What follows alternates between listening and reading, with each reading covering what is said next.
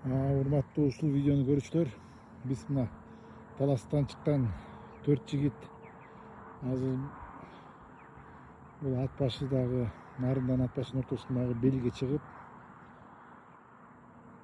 жакындап калды ат башыга. Мына биз азыр атайын тоого чыгып үстүртөн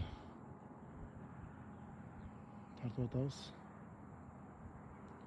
Карастач кандай керемет кооз жер.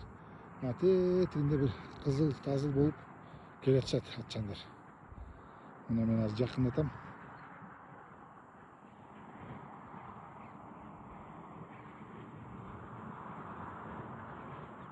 Мына бул жерге келатышат. Баягы жолду кыскартып тото жол менен келаткан экен. Кыска келатат. Belki машина жолго жакын калыптыр. Капчыгай менен чыгып кеткен экен. Азыр саат 4:30 болайын деп калды. Кудай буйрса саат 6-га ат башыга жетип калышат. Чатчан желектерин колунан сүрбөй келатышат.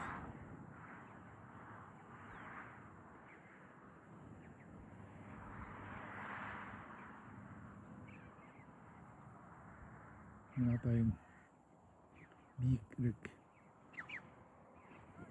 тоого чыгып алып тартып атам.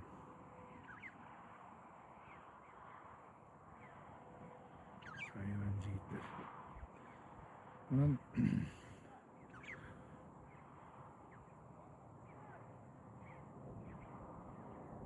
бул жерде боз үйлөр бар экен, кымыз бар экен.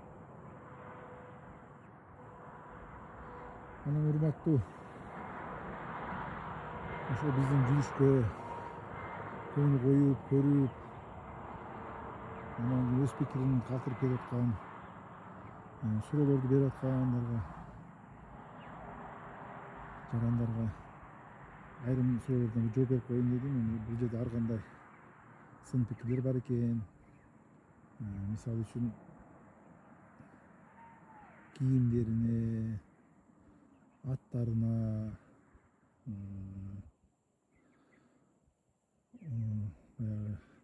возрастына, жашына жана башка суроолор бар экен. Биз баардык сын пикирлериңиздерди кабыл алабыз.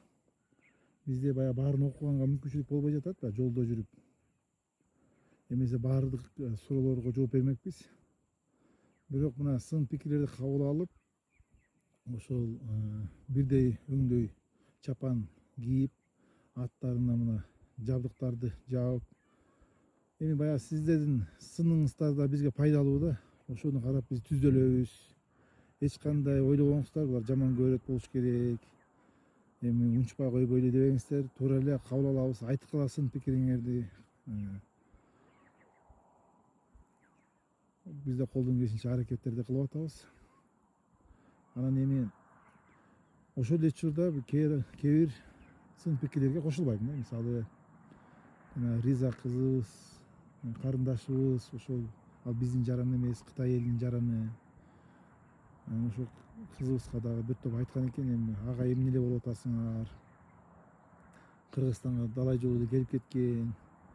Бул жерге келип жанагындай ар кандай өзүнүн бизнесин кылып ишин жүргүзчү эле го депчи. Эмне деле ошондо келип атса эмне мынчалык маани берип атасыңар деп ушундай бир сын пикирлер бар экен. Мен ошол сын пикирге кошулбайм да. Туура Риза карындашыбыз келгени туура, бир нече жолу келип кеткен. Баарыбыз билебиз, тааныйбыз, блогер кыз. Бирок бул келиши башкача да, ал кызыбыздын. Бул келиши башкача, себеп дегенде ал кыз жөн эле келбестен атайын жүрүш кылып, ошол 300 миңге жакын эл бар ошо Кытай эл республикасында жашап аткан. Ошо 300 миңге жакын элдин бүгүнкү күнгө чейин кыргыздын каада салтын, үрп адатын унутпай жашап келатканын, тилин унутпай жашап келатканын даңазалап, ошо каада салт үрп адатынан көрсөтүп атат. Кээ бир байкаштырып салыштырып карасак биз андай нерселерди унутуп калган экенбиз да. Биз айрым сөздөрдү унутуп калган экенбиз. Айрым кыргыздын укра сөздөрүн өзүбүз түшүнбөй калабыз. Орусташып кеткенбиз да мисалы.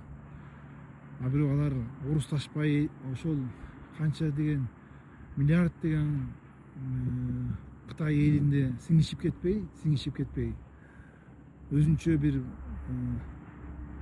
каада салттын үрп адатын тилин сактап калган, маданиятын сактап калган эл экенин бизге көрсөтүп келатат да. Жерлерде көрсөтүп келатат. Меймандостугун көрсөтүп келатат. Ошол эки кызды ар бир айыл кандай тосуп алатат, ар кандай бир кол өнөрчүлүктөрдү көрсөтүп келатат, тамак аштарын көрсөтүп келатат, ар кандай улуттук суусундуктарын көрсөтүп келатат. Анан кийин ушундай бир кыргыз экенин, кыргыздын улуулугун даңазалап келаткан кызыбызды биз тосуп албасак туура эмес нерсе го дейм. Анан ошондой кызыбызды анан бул жөн эле ага эмне эле болуп атасыңар, баягы эле келип кеткен кыз да деп коюш туура эмес.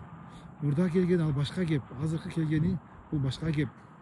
Ошондуктан урматтуу айрым биздин жарандар, биздин коногубуз, бир чети карындашыбыз Ризага жана анын жанында келаткан кызга бир мындай туура эмес пикирлерди айтпай эле койсок, мен баарыңыздардан суранам. Анан көрө келиңиздер, биримдикте колдоп коштойлу. Кыргызыбыздын желеги желбиребесин, эгемендүүлүгүбүз түбөлүктүү болсун, тилибиз түбөлүктүү сакталсын, каада салтыбыз, үрп адатыбызды бекем кармайлы, айрым жанагындай өзүбүз унутуп бараткан ырым-жырымдарыбызды мына алардан өзүбүзгө сабак катары кабыл алалы. Баарыңыздарды ушундай нерсеге чакырмакмын. Атчан чыгып калды. Тектерге салган экен.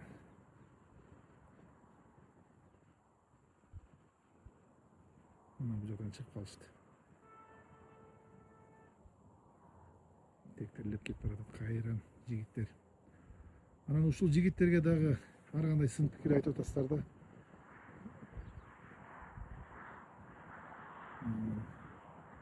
Жашы боюнча сын пикир айтып атасыздар. Эми туура, сиздердики да туура. Жаш жигиттер чыкса болмок. Бирок бүгүнкү күндө жаш жигиттердин баардыгы мындай иш менен алакты болуп, баардык убакытын тең туура бөлүштүрөлү деп мындай нерселерге көп деле кызыга бербейт экен.